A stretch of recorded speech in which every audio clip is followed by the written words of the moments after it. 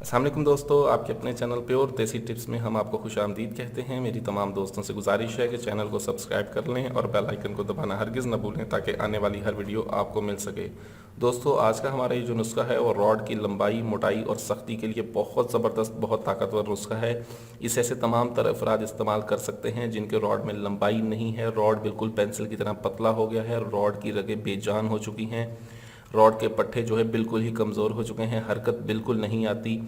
ये ऐसे तमाम तरफ रात के लिए बहुत ज़बरदस्त नुस्खा है। इसके इस्तेमाल करने से कुछ ही दिनों में आपके रॉड में जो है गज़ब की सख्ती ऊद कर आती है, तमाम ब्लॉक रगें खुलती हैं, बेजान रगों में जान पैदा होती है और रॉड के पट्टे जो है वो बहुत ज़्यादा मजबूत हो जाते हैं, जिससे रॉड में सख्ती जो है बेइंतहा हो जाती है।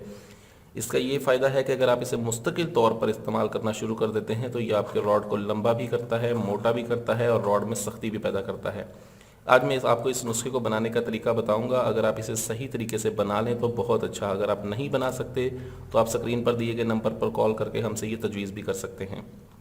इसमें सबसे पहले जो चीज़ इस्तेमाल होगी वो है लोबान कोड़ा। लोबान कोड़ा का हमने इसमें इस्तेमाल करना है 5 तोला। ठीक है, लोबान कोड़ा एक सफ़ेद रंग के पत्थर की तरह होता है। ठीक है, इसको ख़ास तरीके से सेक लगवाने से इसका तेल बन जाता है। ठीक है, ये 5 ग्राम हम इसमें इस्तेमाल करेंगे। उसके बाद ज़ाफ़रान का इसमें इस्तेमाल है 7 ग्राम। मालकंगनी का हम इसमें इस्तेमाल करेंगे 2 तोला।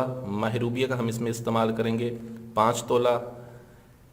रेग माही है हमारे पास, इसका हमने इसमें इस्तेमाल करना है 1 तोला। कस्तूरी का हम इसमें इस्तेमाल करेंगे 1 ग्राम। उसके बाद हमारे पास शेर की चर्बी है, इसका हम इसमें इस्तेमाल करेंगे 2 तोला। रीछ की चर्बी है हमारे पास, इसका इस्तेमाल होगा इसमें 2 तोला। उसके बाद हमारे पास ये 4 तेल हैं। इसमें बिल्लिसान का तेल 30 ग्राम है, 30 ग्राम इसमें रोगने लौंग है, 30 ग्राम इसमें रोगने तिल है और 30 ग्राम इसमें जो तेल है वो बेर बहूटी का तेल है। ये 4 तेल हम लेंगे। हमने करना ये है कि सबसे पहले जो है इन तमाम चीज़ों को हमने खूब अच्छी तरह से बारीक कूट कर सफ़ूफ बना लेना है, सिवाय लुबान कोड़ा और कस्तूरी आपको सफ़ूफ की सूरत नहीं मिलेगी।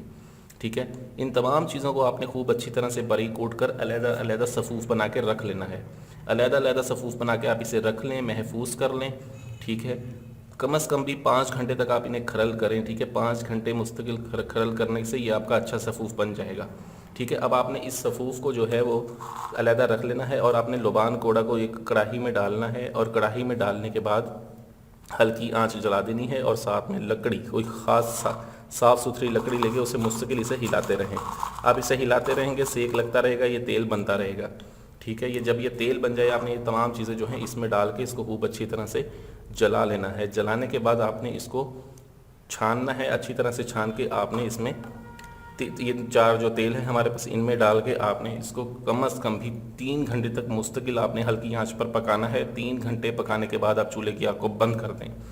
चूल्हे की आग को बंद करने के बाद आप इसमें फ़ौरन कस्तूरी डालेंगे।